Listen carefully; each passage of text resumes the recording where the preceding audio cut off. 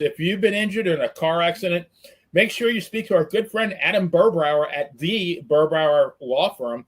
Adam and his crew do things the right way and get great results. Adam is not only the man of the hour, the man with the legal power, too sweet to be sour, he is also the excellence of elocution. Check out Adam at burbauerlaw.com. Follow him on Facebook, and do not forget to tell him that Dan and Benny sent you.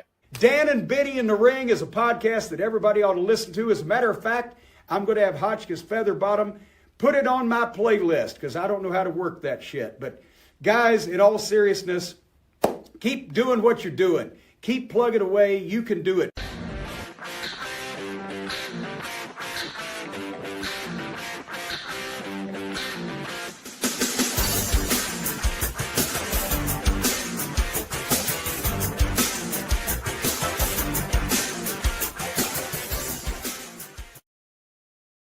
Hello, friends, and welcome to another edition of Dan and Benny in the Ring. I'm Dan Spasiano, joined as always by the playa himself, Benny Scala. Benny, how you doing, buddy? Dan, I'm pretty psyched. 2 more days, and it's wild card weekend, and I'm going to go out on a limb, and I will predict a 24-17 Commanders victory over my my hometown Tampa Bay Bucks on Sunday night. Well, it should be you fun. Heard it first here. To see. Lot of good stuff. You know, we got to get the sports references out of the way early. I know. What are you thinking, Benny? How much longer till we can start throwing baseball references back up? Well, what today's what the 9th or 22 pitchers and catchers report in 36 days, I think. Yep, and they'll be ready to go. So like the rabbi said, it won't be long now. and just like Otani, I'm sorry I had to defer your salary this year again. So right, I do it for the love. Well. Let me say something about your baseball. And I said this to Jimmy, and I thought he was going to fall over dead. I said, I don't really care for baseball. I said, I don't really like a sport you can't score on defense. Very and true. He shot me down for that one. Uh-oh. One of the baseball bums. Speaking, Benny, I know we talked about it before. Obviously, she mentioned our good friend Jimmy Pharaoh on the other side of the show. They've got a show going on tonight. Our friends at Monte The Pharaoh. Somebody who's very close to the Monte The Pharaoh page, friend of ours. Benny, why don't you tell everybody who the voice from the background was, who's joining us this evening? Well, Dan, this world of ours has so many unsolved mysteries. Like, why haven't we charted in the lower regions of Tibet? I thought for sure that would happen by now, right? Why did Aaron Judge drop bomb after bomb for the entire 2024 baseball season, but he laid an egg in the World Series? How have we gone 208 episodes without having tonight's guest on a previous episode? But at least that one we're going to fix. So without further ado, I'm absolutely honored to introduce the one and only Karen McDaniel. Karen, welcome. It's a pleasure. Thank you. It's nice to be here. I've enjoyed talking to you, period. Thank you. So at different times. So yeah, it's be fun. I like Corny's ad at the beginning too. That was cute. Yeah, that was really funny though. He was kind of kidding us about not charting, but the very next week in Ireland, we were number 8 and he was number 11, so we actually beat him. That's good. That was good. It'll never happen again, but at least it did happen at one time. Yeah, no, it was one of those things.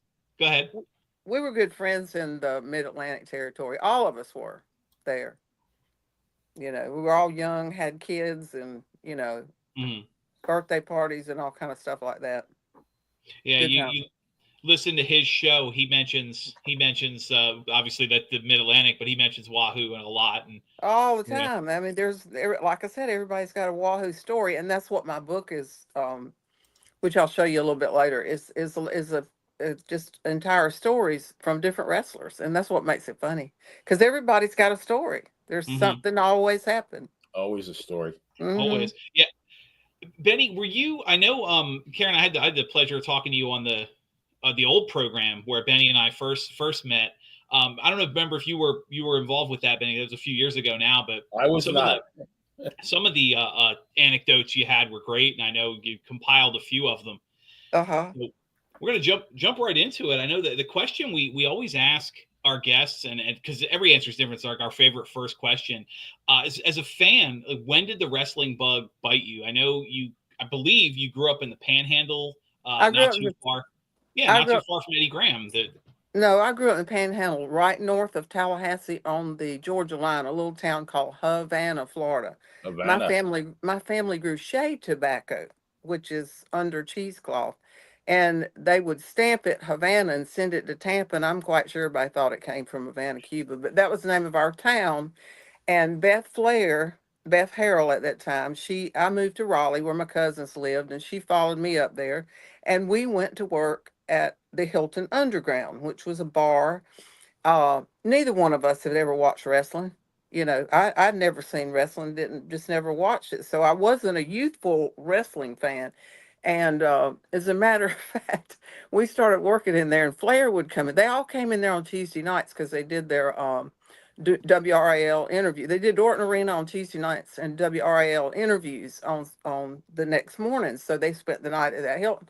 They came in there, and I remember me and Beth were working as cocktail waitresses, and we thought Flair was gay with that blonde hair. We didn't know who he was from Adam's House Cat.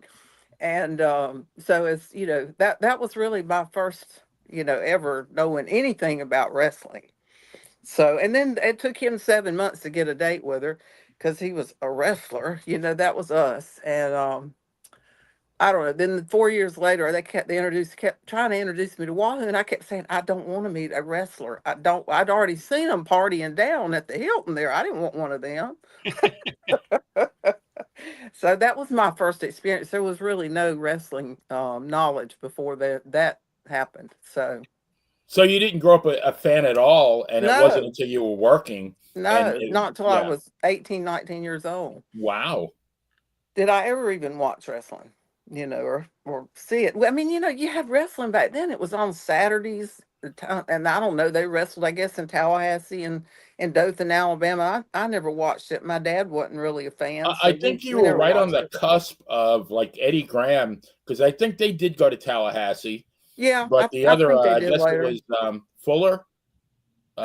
May have been. Yeah, they did. They did like Gulf Coast wrestling, so they did Yeah. like Dothan and yeah, Yeah, I think there's like by two you. territories right there. Two Yeah, you were territories. on the cusp of both. Yes. Yeah, you're right. You're right. So, but that was really my beginning.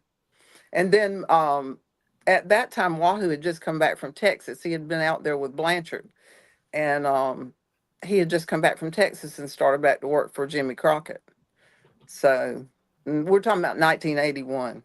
Okay. So that was really, and that it was 4 years. But Beth kept, and my girlfriend, you got to meet him. I said, I don't want to meet a wrestler. That's how my book starts out. I don't want to meet a wrestler. And so, but I don't know. He just sat down and started talking, and you couldn't help but just find him fascinating and interesting.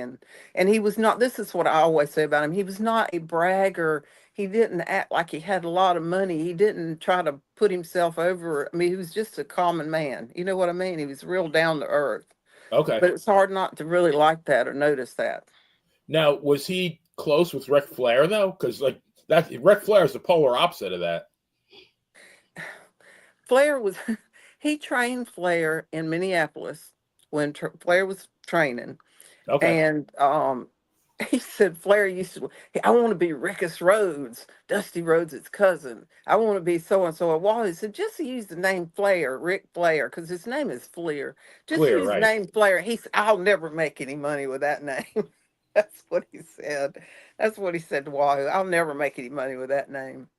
But so that was a long time. And Wahoo was really the one that got him to the Carolinas, got him down in the Carolinas. He was a big old boy then. That was before the plane crash. Yeah, he was like 300 pounds, right? Oh yeah, he was a big boy then. But I didn't know him then. I knew him when he looked like Ric Flair, in 1981 or so. Okay, The plane crash had already happened. 75. Yeah, the plane crash had already happened, and all that was behind. So. Well, Karen, I have a comment and a question. I don't know if you ever saw the movie Back to School with Rodney Dangerfield when he's taking his final exam, and Dr. Barbay says, "I have one question," and he goes, "But it's in 37 parts."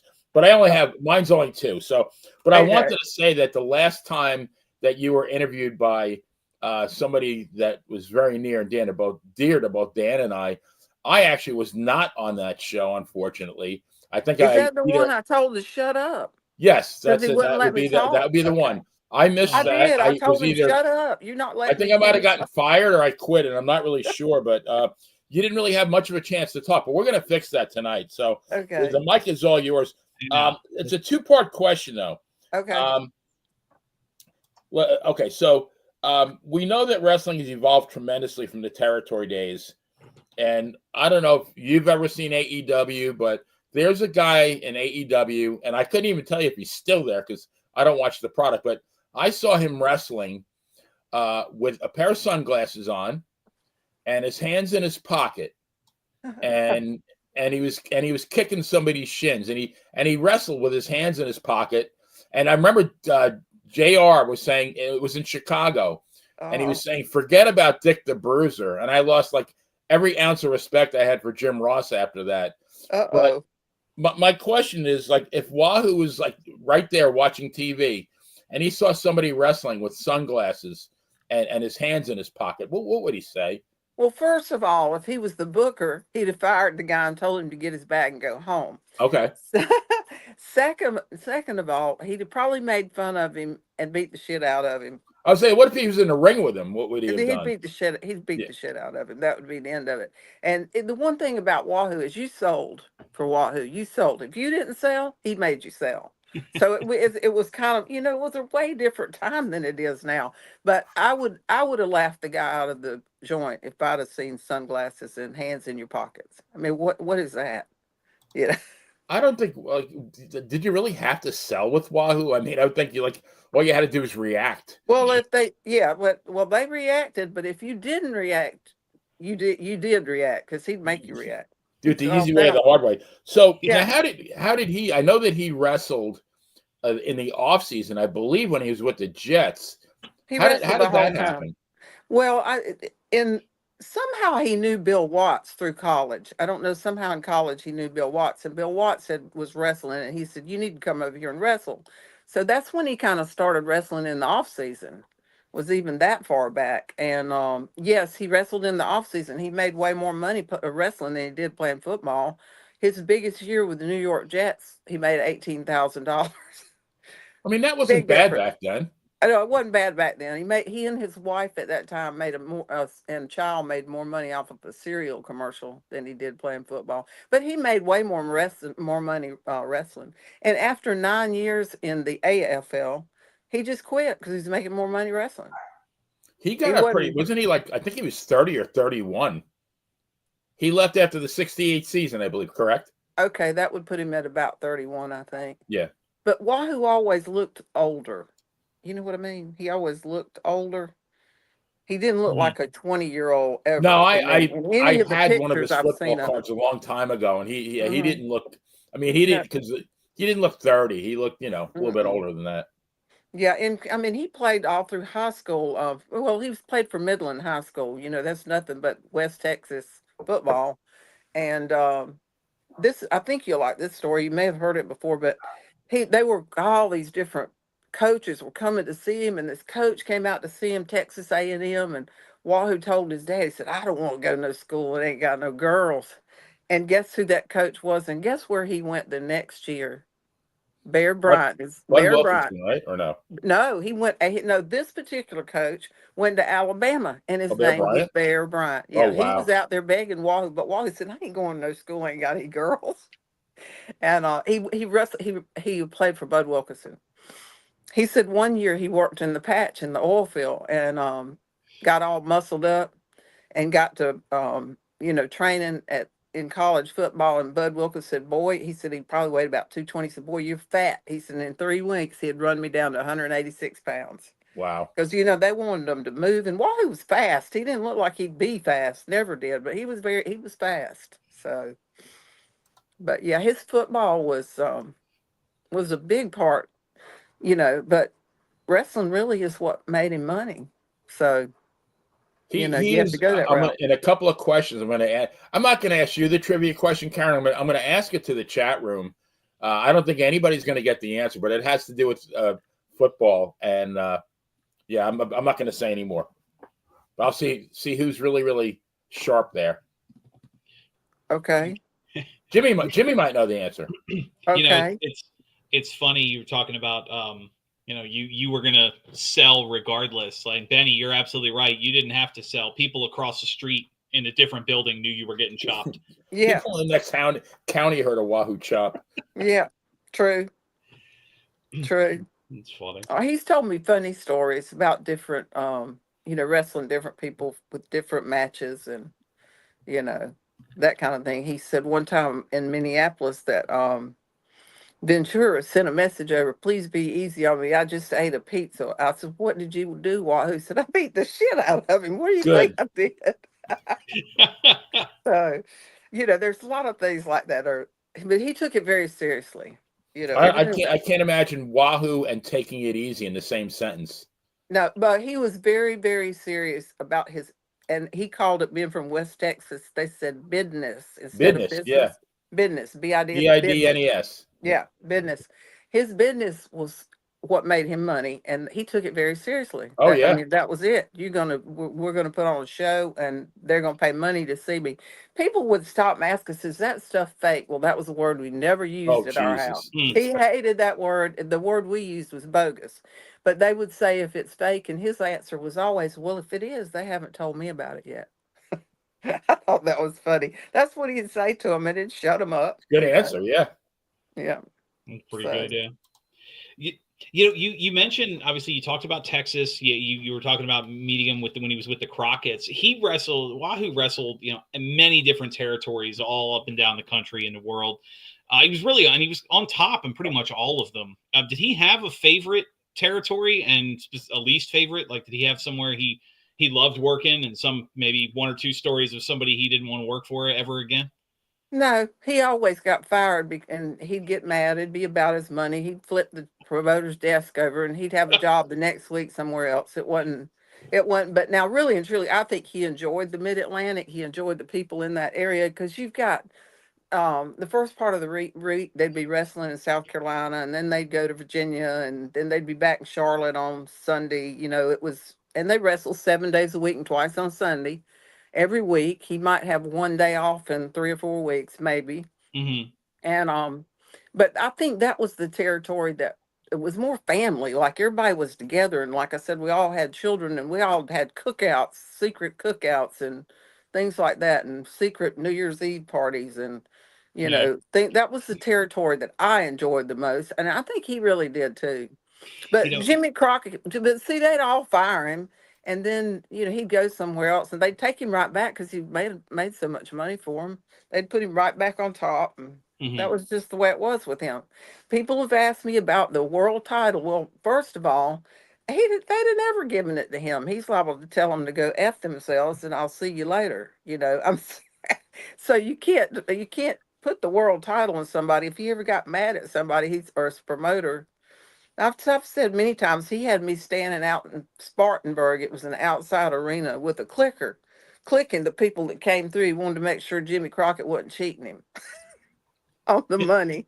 Is that why he frequently left, Karen, though? Was because, when he got his payoff, it wasn't what he thought it was going to be? Yeah, or they didn't hold up to what they said they were going to pay him, or what. It was always about the pay. It wasn't about the guys. It wasn't about the booking or anything. That was just mostly money. No, he was always on top or semi-main. He always was. It was about the money. It was about the money. He'd get mad, and like I said, he's been known to flip the promoter's desk over. That's not a joke. That's a serious.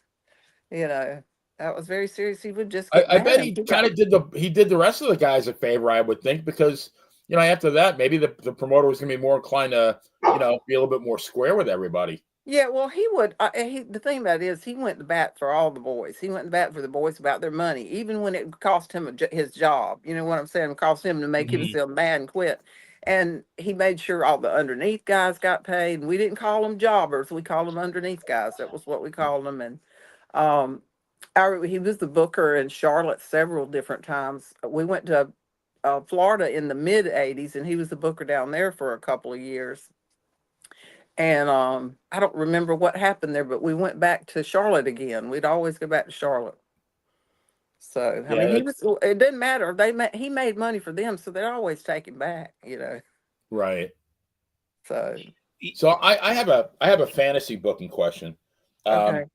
So, and I asked you this once before that I had this, thing that Wahoo would come to New York and team with Jay Strongbow and then turn on Jay and they'd sell at the Garden probably for months.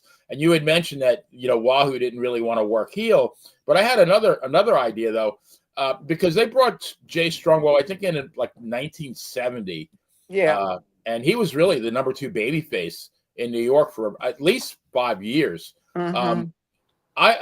Instead of bringing an Italian from New Jersey as a Native American, I wonder, like, why didn't Vince Sr. bring in a legitimate Native American? Well, Wahoo did work for Senior. I don't really know the years, but he did work for Senior, like Madison Square Gardens. He did wrestle for Senior. He never wrestled for Junior. That's when he was really big with. Well, I'm talking about like 1970, like way before Vince Jr. bought the company. I'm saying, I think Wahoo would have been a lot more legitimate filling that role as the number 2 babyface instead of Strongbow, because Wahoo's legitimately a Native American. Strongbow's an Italian. Yeah, well, I agree, but as I said, he worked for Vince Senior. But I think the 70s were when he really was, and like I said, I didn't come around to the 80s, so the 70s was really when he worked in the Mid Atlantic territory. You know what I'm saying? So it wasn't even a thought that he would go up there.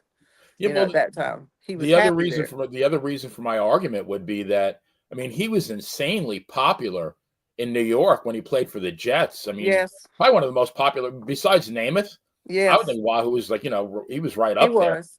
He Yeah. was. They Every would time they would say, tackled by who, and the whole crowd would go Wahoo. And they go, I mean, guess who, Wahoo, right. and And I scream it mean, out. so the people in New York already loved him. To have Yeah, brought him back as the I don't number know. 2. Yeah, I think it would have worked. Maybe he didn't want to do it, but Yeah. He never, there's a briefcase here that's got Vince's phone number in it. It's not Wahoo's handwriting, so somebody had to send it to him, but he never called it that I know of. So I just think he had heard different. I don't think, trust me, he'd have never gotten along with Vince well, would Jr. he have been happy working in New York though? He was happy anywhere he made his money. He didn't Okay. care Well, what he it would have was. made a lot of money, I think. Yeah. I mean, he loved, as cold as Minneapolis was, he loved it. Well, it all had to do with his hobbies. See, he was different than your average wrestler. Your average wrestler, all they got is wrestling. That's all they have in the world. Go to work out, go to wrestle. 9 o'clock in the morning, he's out the door to play golf. 18 holes of golf, come home, change clothes, and drive to the town. Or he went fishing all day. That was the thing I think too about the Carolinas that made it his favorite, is that he had a lot of fishing buddies and he had a lot of golfing buddies, as well as in Minneapolis too, but not as much as in the Carolinas. And he went fishing, and that, I mean, he had hobbies. Most of those guys don't have hobbies besides the work that they do. They don't have anything else to do. Well, that one, he went to work to make money, just like a banker goes to his job. But on his time off, he was fishing or hunting or whatever. Fishing or hunting and playing golf. That's it. He played in a Right. lot of the Carolina. Uh, I don't know what they're called. The fundraiser golf tournaments and all that kind of stuff.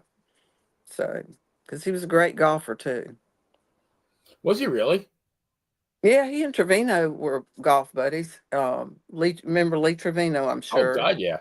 And I've got a great picture of Wahoo and Lee Trevino and Charlie Pride, and then I've got another picture of Wahoo, Lee Trevino, Evil Knievel. He and Evil were good friends too, and couple of other, people in the picture where they played for some kind of tournament. But Wahoo was a very, very good golfer, a He great seems golfer. like one of these people that would be like just whatever he decided, like any sport that he decided to take up, he would have been good at. Except basketball. His mama told me we would go watch him play basketball, and me and father were embarrassed. I guess he didn't have the rhythm to bounce the ball. I don't know what the problem was, but he didn't play basketball. Well, I But mean, he ran track though, didn't he? Oh yeah, he has shot put records and stuff like that. Okay. Yeah, he the did all track, that. track and field, football, golf, wrestling. I guess basketball. He's got to be bad at something eventually, right? Yeah, it certainly was basketball. He had no interest in it. So That's funny. I want to jump real quick to the chat. Lot of activity, by the way. Hello, everyone. Like we said many times, we wouldn't see it. So I can't see it. So wouldn't be here without it. Our 2024 super fan of the year recipient had a question for you. He said Bruce Pritchard told a story about. I'm going to read his comment here about Wahoo getting into a fight with Pat O'Connor while having a strap match with Harley Race. Does that sound familiar? It sounds familiar. I don't really remember the outcome or what did he say about it? Does he have more of a story there? Hey, just if you knew anything about it, it's one of those like you hear the story. Yeah. That one And I don't think I've necessarily heard. That strap match was that was his thing. Well, I know what would happen if he had a fight with Pat O'Connor. That part's easy. Yeah, we don't have to use our imagination to figure out who's winning that exchange. Right. Yeah, I don't know that I've heard that particular story. I could be wrong, but it may not have the name right. But I'm sure it was a story. Jumping over while we're on the questions, Will here asked, Wahoo had a reputation. I say reputation. He was known to get a little physical if fans tried to touch or grab his headdress. Oh yeah, he would. He paid for them. They cost money. He didn't want you touching his headdress. He would push people away, and he would. But then he was the same guy that gave them away when they got old and wore out. He'd give them to the fans. So he was like that. But he didn't want you touching his feathers. You didn't touch feathers. Mm-mm. Security was not a strong point of professional wrestling back in the 70s. No, it wasn't. Like say Greensboro or Charlotte in the 80s, it was. They had a lot of police officers around him, going in and out. I used to have to go hide the car and pull up the back door, and if they found out where he was coming out, it was they did not. This is what I've said so many times. We did not realize the celebrity that they all had in the 80s, in that era. That was my most time around wrestling. Their celebrity was, they didn't sell all the gimmicks they sell now. I mean, Wahoo and I did. Wahoo made a deal when he went to work there. He sold his own stuff because everybody else had the Crockett's printed pictures and sold them, and they didn't get any money for them. But that Wahoo's deal was, the only way I'll go to your territory is if I sell my own stuff. So I'd be at Greensboro selling stuff, or at Starcade. I've had 7 or 8 different packages via bus to different people to sell at the different pay-per-view sites that they had. We made a lot of money doing that.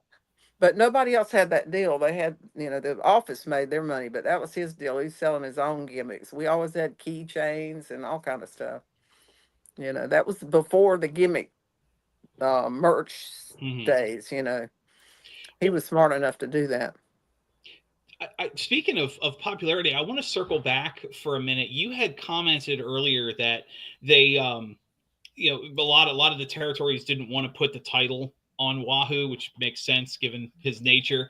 But according to Wrestle Data Inc., which is a website we've used a lot for research on the show, over the course of his career, he won 53 different championships across the territories. I know he was never, I say never the guy, but he was never the Flair level leader. Was there ever a championship that he talked about that he really was like appreciated or was proud of? I think that U.S. championship belt would have been his most, the one. I mean, he's proud of that. He liked that, but it was, to him, and he didn't mind dropping the belt to somebody because that meant he could come back and make money again, getting it back. You know what I'm saying? Yeah. It's funny looking over the Wrestle Data Inc. Information. You commented earlier his schedule, and Benny, we've had guys. I know Davey O'Hannon's talked about it. Dominic DiNucci and some of the guys we've had on in the past have all talked about it. The every wrestled every day, twice on Sunday. The promotion that Benny was talking about at the beginning of the show, the fine gentleman who's with his hands in his pockets, they just had an event.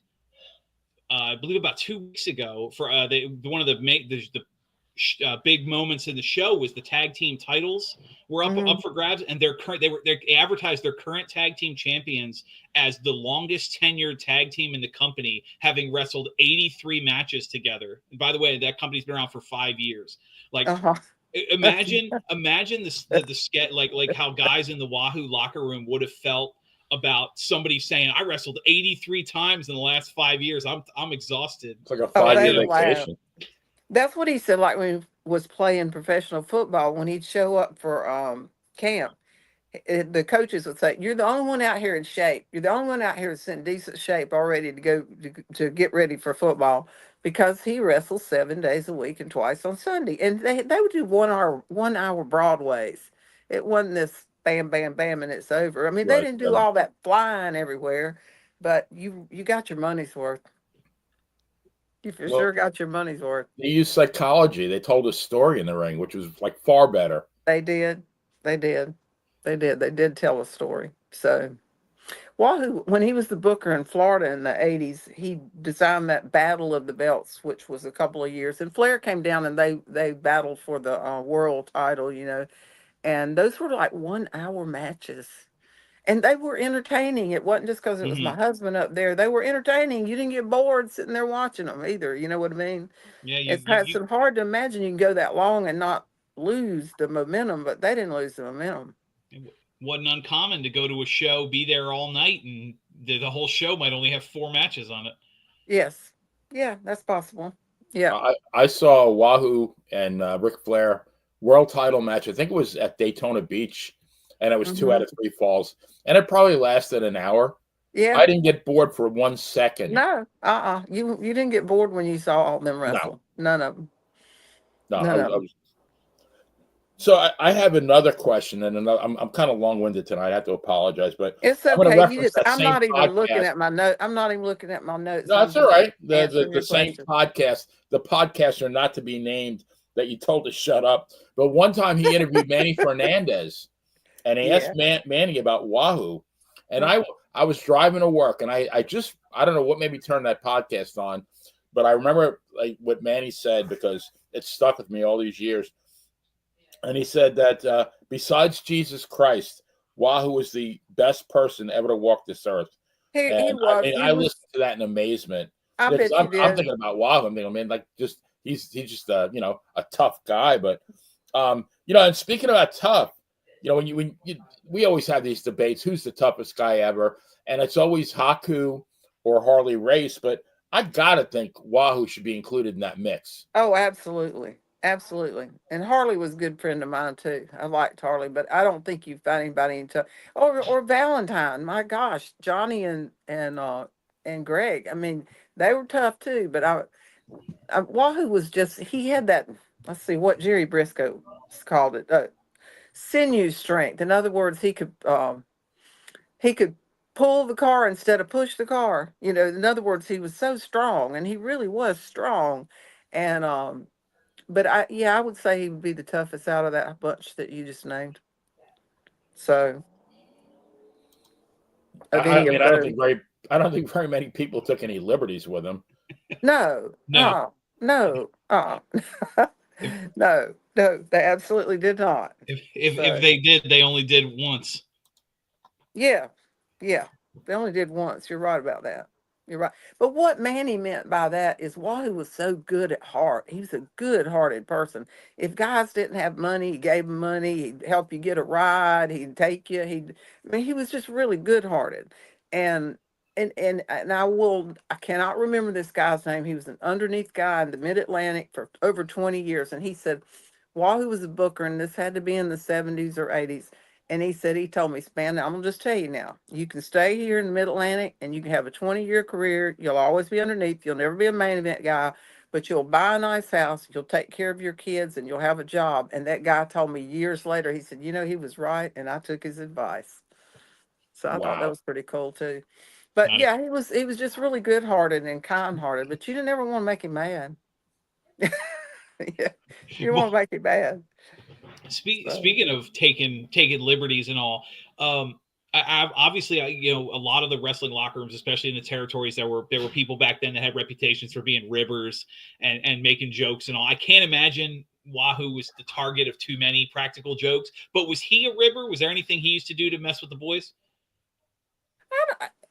I'm sure he was the ribber, or maybe they might have tried to rib him. I can't really think of one specific thing, but they were bad about doing stuff to each other. They were like taking each other's tights out of their bags, and they couldn't find them and stuff like that. I really can't think of one particular incident. I saw that question. I thought I'm gonna have to think about that for you at a later time, but I don't really. He would probably be more the ribber than the ribbee. So, well, I mean, did he travel with several people? Did he travel by himself, or before he met you? Say, oh was no, it? they rode together. They used to have bets as who could drive the fastest from Raleigh to Charlotte, and I think he did it in like an hour and 36 minutes one time. And they would they would ride together, as long as they fit in the car. Um, as long, did you hear me? As long as they could fit in the car. Yeah, Um, Yeah, cramming that many people in the yeah, back of a small yeah. rental. When the road warriors would come to town, they'd stay at the house with us. Those were the sweetest boys. They were really sweet. And Paul Ellering, Wahoo took them fishing at down in South Carolina. They caught big stripers. They were so excited. So there was a lot of good time that was had that way.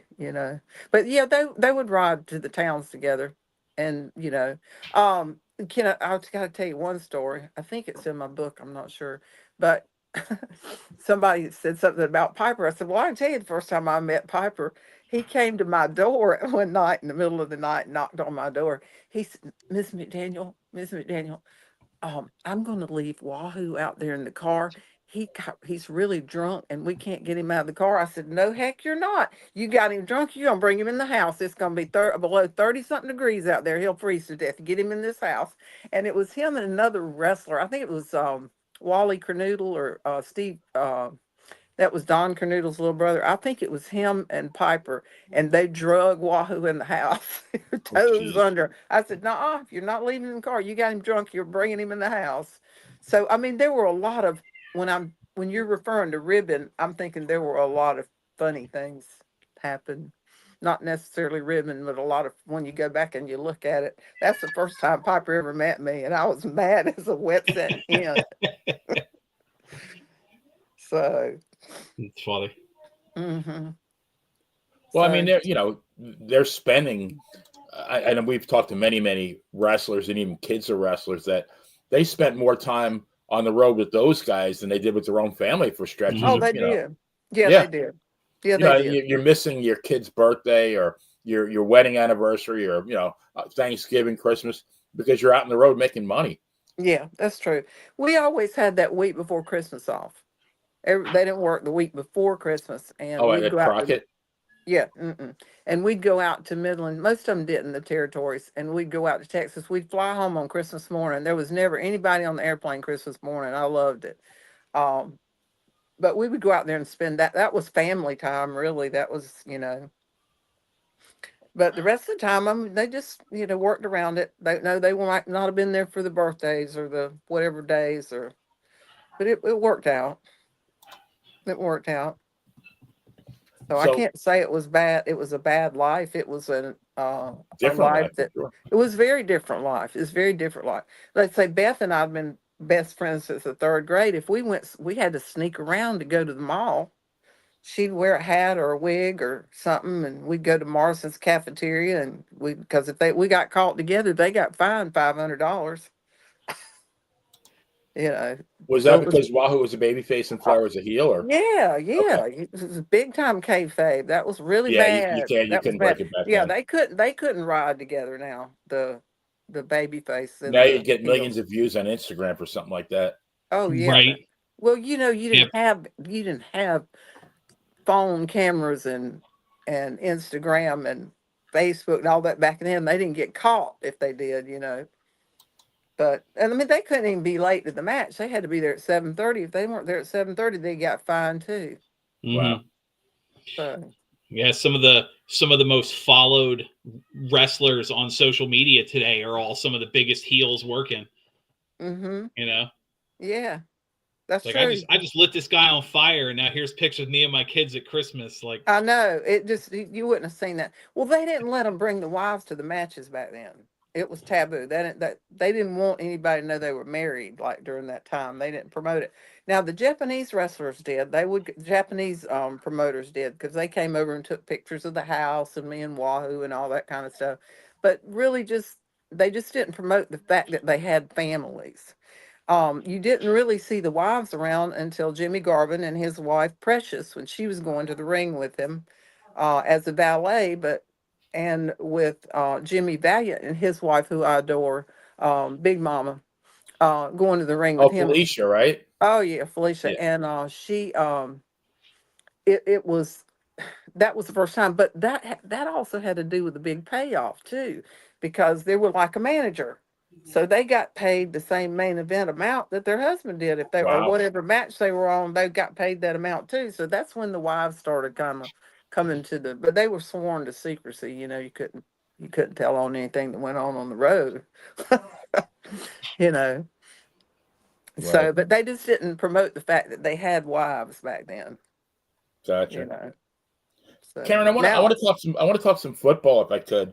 okay, I'll try. There's one punter in the NFL Hall of Fame, and Mhm. anybody correct me if I'm wrong. His name is Ray Guy, but in his illustrious career, his maximum punt in all his NFL career was 74 yards. But there was some guy named Edward McDaniel who nailed a 91 yarder for 90, he punted the ball 91 yards against playing for Iowa Oklahoma. in And I college. do believe that he 1 year with Denver, I think he punted 33 times. So He you must probably, have, yeah. So he did he did both. have some AFL experience. So I want you to talk about Wahoo's career in football a little bit, and the teams he played for. But I want to ask one question. I don't know if maybe if Jimmy's around, maybe he can answer it, or somebody in the chat. But here we go. So in this, since the advent of the AFL in 1960, so between the AFL and the NFL, I believe, and I could be wrong, but I believe only two men have ever scored a touchdown and won a championship belt in wrestling. And I want to see, obviously, we know one answer, but I want to see if anybody knows the second guy. You gonna tell me? How long should we give the chat, Benny? Let's give him. Well, I don't know if Jay Will's here.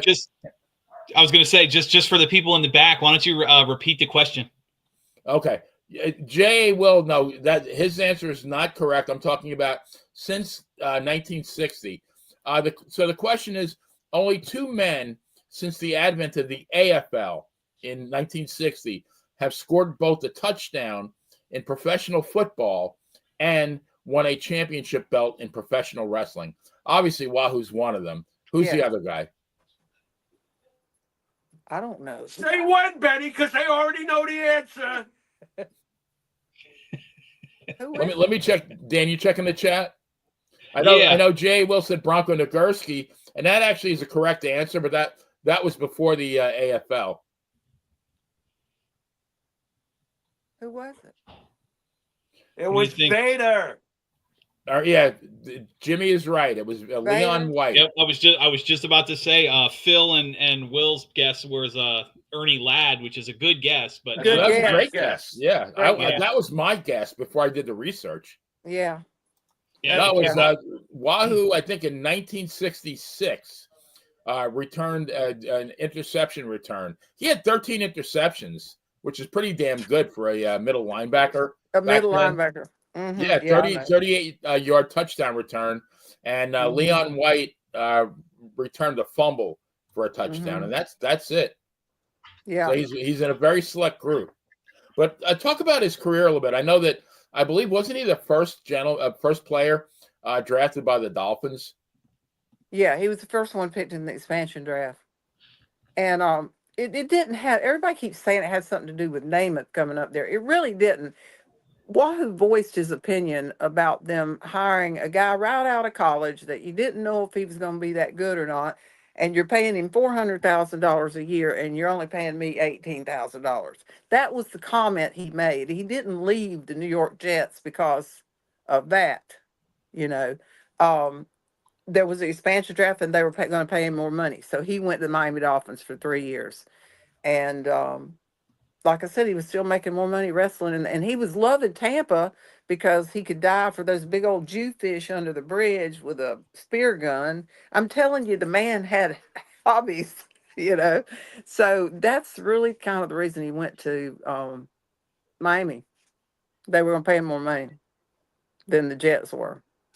Now, who was the coach back? That was before Don Shula, correct? Yeah, his name was Wilson or Williamson or something like that. Okay. He was there for 3 years. He was the first coach, but he was the very first one picked in the expansion draft for the Miami Dolphins. But it was I think his name was Williamson. I've kind of looked that up. In college, he also caught an 89-yard touchdown pass from Bobby Boyd. And don't ask me why I remember that and that name. It just popped into my brain. But he did. That was in college, though, not AFL. Did he play any offense in college? He played offense, defense, and special teams, but I think he was a fullback. Would be a fullback. Is that in offense? I can't remember. I'd have to go back to look that up, but I think he was a fullback. He played all of it. He played everything, offense, defense, and special teams. They all did in college back then, though. A lot of two-way players, yeah. So you don't really see pure fullbacks anymore. That's why I think that name pops in my mind, and I haven't heard it. I'm like, am I saying the right name, the right terminology? The fullback used to be the big I say goober, but he was the big man who would kind of push holes for the running back, and he was the guy you could give the ball to at the 1 yard line, and get it over. Exactly. Yeah, that seems like I heard fullback somewhere along the way. But like I said, he wasn't a bragger. I didn't hear all these stats with the 91-yard punt or the 89-yard touchdown return or blah, blah, blah. People would say something to him. We'd be out eating or in a bar somewhere, and they would say, and I'd go, "You did that?" But he never was a bragger. He didn't brag about what he had done. And, you know, a lot of people do brag a lot. That's what impressed me about him, is he was not a bragger about what all he had done. And he did a lot. He did a lot. I was going to say for a lifetime of accomplishments, that's a lot. Very humble. Yeah, that's a lot. That's a lot. His idol was what's the Indian's name that lost his Jim Thorpe? Yeah, that was his idol growing up, was Jim Thorpe. That was Wahoo's idol. So I think that's kind of interesting. Well, I want to jump back over to the chat. We're very active again. A lot of questions. Okay, well, I can't see them, so you absolutely. We'll read it for you. The main thing, and you were talking about him getting drafted by the Dolphins. There's a lot of questions in here. Larry Zonka, John Riggins. Did he have any kind of close connections that you knew of with the Dolphins players? I've heard him mention Riggins, but I don't really know. You know, we're talking about the 60s. I don't really know. I've heard him mention that name. I know he knew Zonka, but he doesn't. He didn't. You know, he wasn't there when he was there. And but so, what years would he have played for Miami then? 67, 8. I think 66 through 68, maybe. 68. Yeah. So, and then that was the end of football. Now we watched, don't get me wrong, we watched football all day Sundays, you know, and we watched some college, but, you know, college down here is what it's about. Right. Well, at least, you know, now living with a Jets fan, you don't have to worry about watching any more football until next season. So no, we don't. Shut up, Dan. No, we don't. What the hell? I hadn't even wanted. Listen, I love FSU better than anything in the world. I hadn't even wanted to watch football this year. I don't even want to think about it. So yeah, she tapped out, guys. I did. It killed me. I said, no, I can't do this. I don't want to go to see FSU play. I can't do this. I'm just waiting on my boy Jordan Travis to be the quarterback for the New York Jets. Oh, don't worry, we'll ruin that too. I hope not, because he's a good quarterback. At least you know Aaron Rodgers isn't playing there next year. So yeah, he had a pretty decent season, though, Rodgers. Not sure. Yeah, Well, we're not sure. all things considered.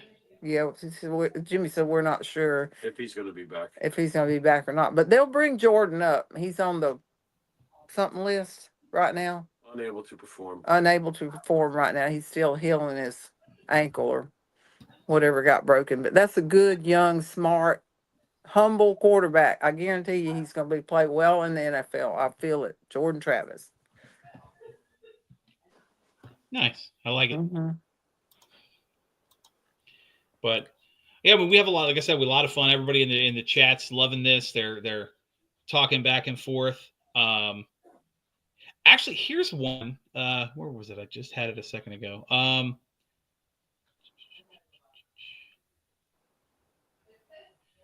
Yeah, there it is. They were talking about classic, with the crossover into mainstream. They said Wahoo would have been the kind of guy that could have done beer commercials back then. Oh heck yeah. He'd have been great at anything like that. He would have been. It would have sold too. Just by being himself. Yeah. Yeah. I mean, imagine walking into the liquor store and there's just the cardboard cutout of him standing next to the case of, the stack of cases. That I'm probably grabbing one just because. Yeah, I know that would have been great. It's a shame he, missed all of that. It really is a shame. Like I said, he did a cereal commercial. I don't know what the cereal was in New York when he was played for the Jets. That's the only commercial that I know of that he ever did. I'm gonna have to find that now. The time frame that he came along was, just, before all he made a lot of money. Don't get me wrong, but before all the money and before all the, like these guys are in movies and stuff now, like, he was just a little bit before his time on all of that. So, but yeah, he'd have been great. He'd have been a great cereal commercial or golf. He could have been to golf. We could add golf commercials, Callaway golf clubs. It would have been great. Love it. Anybody else out there got a question that they think I might know? Well, I know Maria Davis, one of our great followers, asked if there was anybody that Wahoo did not like to wrestle or maybe didn't like personally. And it's for reasons. Luger, he didn't like him. He was the booker in Florida, and Luger came in, and Luger it insulted his business. He said, "Oh, I'm just here for a little while. I'm just gonna make me some money and get out of here. That's all about the money to me." Well, that insulted Wahoo, because he was, that's the only person I've ever heard him say really anything. Well, he got pushed really quick, didn't he? I mean, yeah, he did. Yeah, I think he actually beat Wahoo, I believe, in Florida for the Southern. I think Wahoo gave him his name, if I'm not mistaken, because Lex Luthor, Yeah. I think he invented his name. I know he invented Luna. I know, there was a lot. I tell you, the nicest compliment, and it made me feel so good, was when Medusa was going into the Hall of Fame. The first thing she said when she got up on that stage is, she said, "I just want to thank the late great Wahoo McDaniel for giving me a chance to do what I wanted to do." Wow. And he was the booker in Minneapolis in the AWA when she came there, and he put her out there, and not many of them did that with women. I mean, they got all their female wrestlers from Moolah, right? Yeah, from Moolah and the whole group. And he picked her right up and put her out there on her own. And she did. That was the first thing she said. And when I told Jimmy, I said, when I saw her a couple years ago at Cauliflower Alley out in Vegas, I said, "Medusa is Karen McDaniel." Tears started rolling down her eyes, and they were coming down mine too. It was really sweet. That was really sweet. I know you two have been, I say, unkind, a little ribbon jabbing at the previous show, which I feel like I got to kind of step in at least a little bit. No hard feelings there. You got to credit where credit's due. That's how Benny and I met, and we wouldn't. Oh, absolutely. No, without it. I No, wouldn't be no, here and if I it just wasn't for that. I want to the first time I ever had a chance to talk to you was on the old show, and uh-huh. you had mentioned, and I saw a comment in the chat that reminded me. You said at the beginning of the show too that Wahoo made more money wrestling than he ever did playing football. Yeah. Yeah, and then you talked about his always button heads with the promoters over pay. Yeah. Was there a particular year that jumps out as like that was where it kind of settled in, like holy cow, look at the money that I can make doing this? Wahoo didn't care. He wanted to make the money, but he wanted to spend it. This was the deal. I married Wahoo. I was 21 years old, and he gave me the money. I got the money every week. I took care of the money. I paid the bills. I bought the cars. All he wanted was me to pay Wow. his American Express bill. Now, had I been uh, a little bit more mature, I didn't blow money. I never was. I was kind of tight. Jimmy can tell you that. But I would have saved it, invested it, and made us money, But if he wanted a Mercedes, I went and bought it. The office would say I had a job there. You know what I'm saying? And we could have saved a lot more than we spent. But you got to realize I was number 5. He was married 4 times before he married me, and I was married to him. I said I was the last and the longest because we Okay. were, yeah, is that we were married. And um I think about that, and who would do that? He was 40 something years old. And, I mean, that was it's kind of flattering to me now, but he knew I wouldn't blow all his money. But had I been smarter, we'd have ended up with a lot more. You know what I'm saying? That kind of thing. But I used to have check stubs from the 70s that were like over $2,000 a week. And our house payment wasn't $700. If you think about that, that's a lot of money. Yeah. But had it been more consciously spent during that time, it would have been, and I say made a lot of money. He made a lot of money. Nothing like they make now, but it would have been quite a bit. $2,000 a week in the early 80s was good money. I know that's wonderful money. It sure Yeah, it was really was. good. Yeah, but we all have fancy cars and fox coats and you know and all Well, that mess. I could care less about. that's a good segue actually into the next question, because when Uh-huh. Vince Jr. bought the WWF from his dad, in I guess it was '83. So like the first WrestleMania was '85, I believe. Wahoo would have been about 47. Yeah. Um, the money at that time was insane in the WWF. Did he? I mean, because I'm sure he had contacts of people who worked there. Did he feel like maybe did he ever want to join Vince's circus, I call it, or by then was he pretty much? He was about 95 was his last match, and that was the WCW something with Murdoch. It's a black and white match. It's a good match. Um and but really he was kind of, I don't know, there wasn't he was still making good money whether it was in Minneapolis or Charlotte, that kind of thing. So there But wasn't he ever didn't want to be really a part of like the WrestleMania and all that stuff, or no, he didn't seem to care about that sort of thing. And like I said, I think he knew that he probably wouldn't get along with that young Vince just from what I and think that's a very he safe would not assumption on have. his part. Yeah, he would not have. I can tell you that right now because then nobody gonna tell him what to do. Or nobody gonna tell him what to do. Period. So it's gonna be my way, and you'll get your money's worth, but it's gonna be my way, and it'd be real hard to. He sounds like Bruiser Brody, except a lot more responsible, though, because Brody would just, he walked out a lot. Well, sounds like Wahoo, at least, he tried to make it right with the promoter. Not really. He just quit and come back next month or the month after when they were starving because they needed him. No, he wasn't.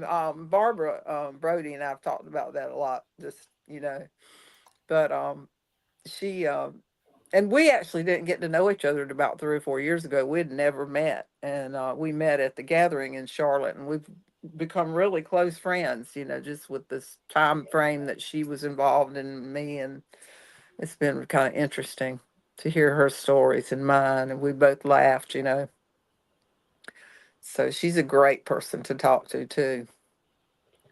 I But love it. I know she she has her Brady story, but she was kind of like me, Brody stories, but she's kind of like me. The wives were just kind of kept out of it during that time frame. You didn't see the wives. It wasn't, you know, just Mhm. wasn't around, you Yeah, I know. mean, you certainly didn't travel with them. No, no, no, no, no. Mm-mm. Like Well, me, Beth, Michelle, her kids, Cody and Teal, and then the older children, Dustin and his older sister, they were with Michelle a lot. And, you know, so we all had them together and had the birthdays. And you're right, the guys weren't usually at the birthday parties. We all had our kids all about the same age, you know, so we okay. did a lot of things together like that, you know. So I text Michelle when she was with Cody and she slapped the rock. Oh And yeah. I said, you did a good job, Michelle. She texted me back. I was so nervous. She's a doll. She's really, really a sweet, sweet person.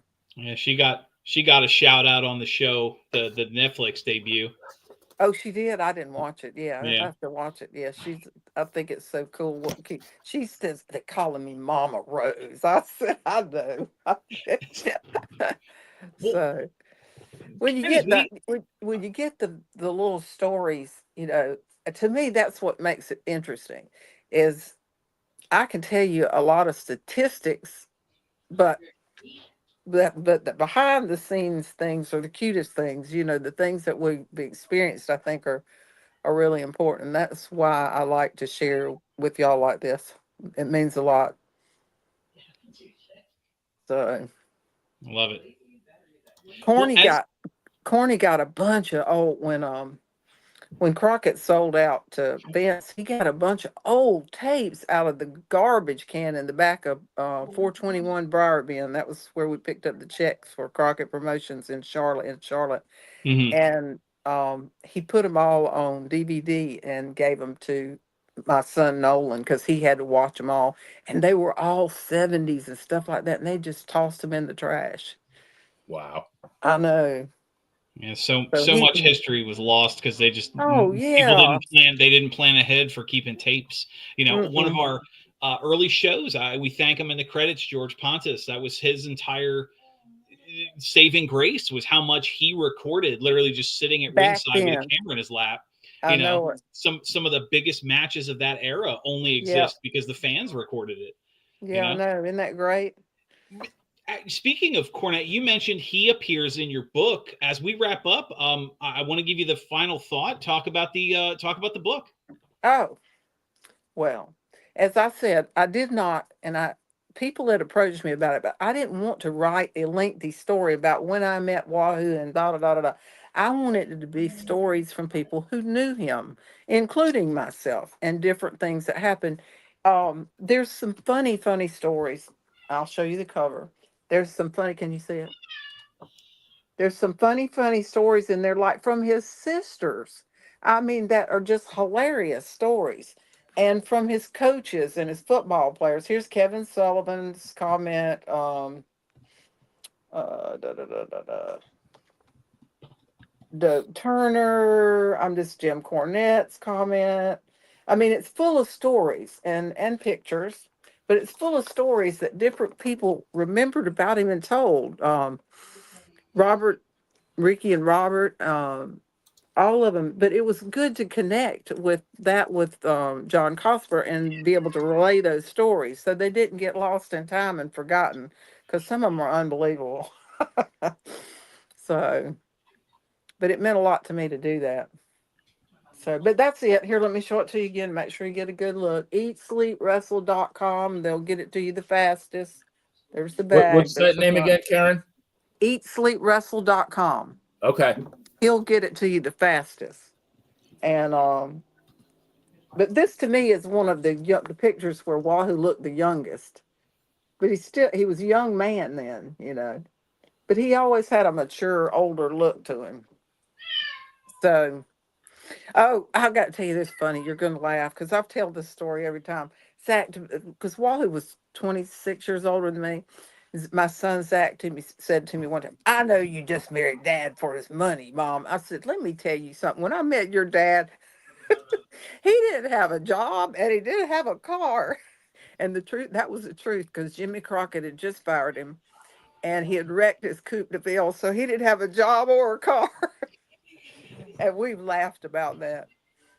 So I will say this about the man. He enjoyed It's the funny. time he was here. He enjoyed his life, and he enjoyed the boys when they came along. I mean, he took fish. They went fishing and deer hunting, and and we went hunting. We'd go to West Texas, and his sister's she's a landman. She was a landman, and we would go. We had places we could go hunt down there, and it was fun. It was a lot of fun. I enjoyed all of that part of it. So I'll keep talking. You better tell me to shut up. Well, no, like I said, I appreciate everything. Benny, final thoughts to you? No, I just want to thank Karen a million times over, because we could easily sit here all night and not get not get the least bit bored to talking about the life and times of Wahoo McDaniel and all those stories. I mean, that's one of the reasons. I mean, the in-ring wrestling is one thing, and I love that, but I really like the story behind the story. That's what really I do makes too. I do too. wrestling It come makes alive. people. I know it makes people. It makes you realize that they're real. They're not those cartoon characters or those characters that you see. They're not completely that, and I think it's important that people know that. Yeah, absolutely. But I love what Manny said. I hadn't heard him say that, but Oh Manny's yeah, I that consider. stuck with me. I'll never forget that. Yeah, Mhm. and it's the truth. He was really a good, kind-hearted man. I'll tell you one more cute story. When we got to Minneapolis, Hulk Hogan was in Minneapolis. This would have been 82 or somewhere right now. I don't know. Yeah, that sounds about right. And he came up and he said, "Miss McDaniel, it's very nice to meet you." He said, "I haven't really known your husband before." He said, "But I've always heard he'd give you the shirt off his back." Wall said, "Yeah, and I'm running out of shirts." But he was a real kind-hearted, nice person when I met him. So I've been treated very kindly by a lot of people. So That's good. yeah, I love it. I do too. Thank you guys.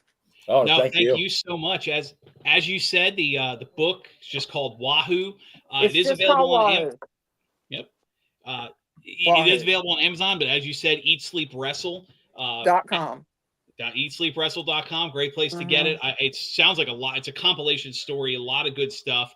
Mm-hmm. Thank you to everyone in the chat tonight. It's been great. I know we had a lot of good interaction. They were very appreciative of you being willing to take some of their questions. You guys are awesome. We've said it before. We'd never be where we are without you. Obviously, we're streaming live. Monte The Pharaoh, stay around. 8:45, they've got their show. They're going to talk Another about blockbuster. Yeah. the Blockbuster show. Obviously, they've got a lot of stuff to talk about with the Netflix debut on Raw.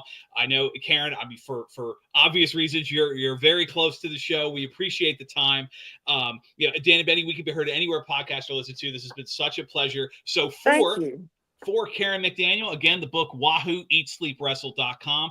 For the playa himself, Benny Scala, I'm Dan Sebastiano. Have a good night, everyone, and we will see you next time we're in the ring. See you next time.